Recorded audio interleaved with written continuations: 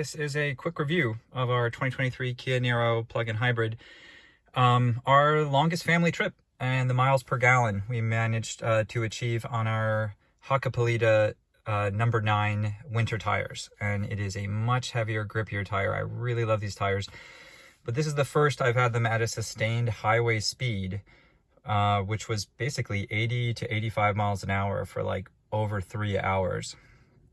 And the car did wonderfully. So we averaged between 47 and 45 or 44.9 miles per gallon.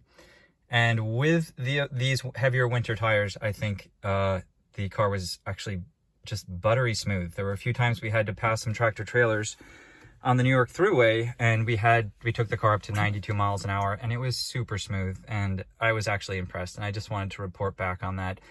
I put it in hybrid mode, and when we left the house in Vermont, packed up the 2 kiddos, visited my mother-in-law, and we down here in New Jersey.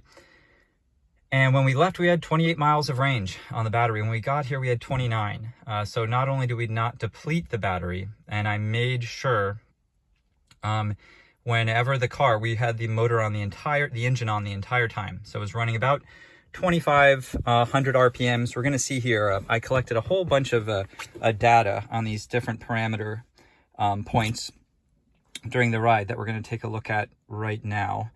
But yeah, the car performed very well. The engine was on the entire time. There's about 20 seconds where the car wanted to use the electric motor at highway speeds, and I put it in sport mode, and I kept it in 6th gear, and I made sure that just the engine got a workout.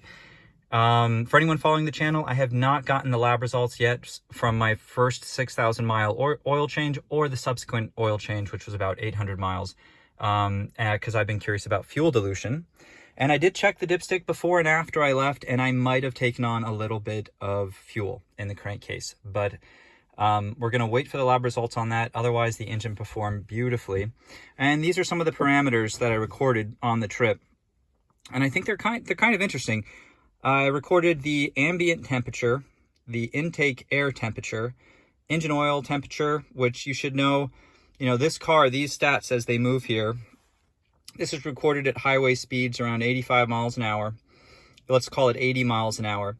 It gives you the set point value for your, so those GDI injectors you have, those gas direct injectors, you should expect that to be under about 200. Well, you can see right here, this is where the engine must have clicked on for a second. Oh, there we're back. So you could see that dropped. That might have been a moment where the engine cut off and the battery was on, because this exhaust generator recovery valve actuator, this little, I guess like a solenoid or the opening port that lets the exhaust gas, once it's past the chiller, a certain amount of your exhaust gas is recirculated into your air intake. So you can see here, the EGR valve is about a third of the way open, about 30%. Looks like to about 40. Ooh, I haven't seen it hit 50. All right, up to half open when your car is my operating RPM. If I wasn't in traffic here, oh, that's interesting. It looks like the EGR valve opens more at the lower RPMs, because I was cruising at about 2,500 RPMs for most of the trip, and the valve was at least about a third open.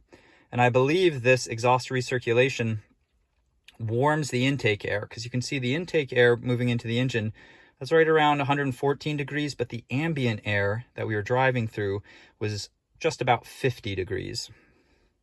So you can see the rack, the pressure rack that all the GDI, the fuel injectors, connects to. The car sets a pressure point, it sets a point it's trying to achieve, and it pretty much did that. It kept about 250 to 260 pounds of pressure on those GDI injectors and was achieving what it was trying to achieve.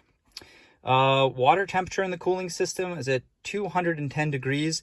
I really have to verify this. That seems hot. I believe this is a non-conductive cooling solution, but we'll do more research on that. And it looked like the crankcase oil temperature stayed around 230 degrees the entire time.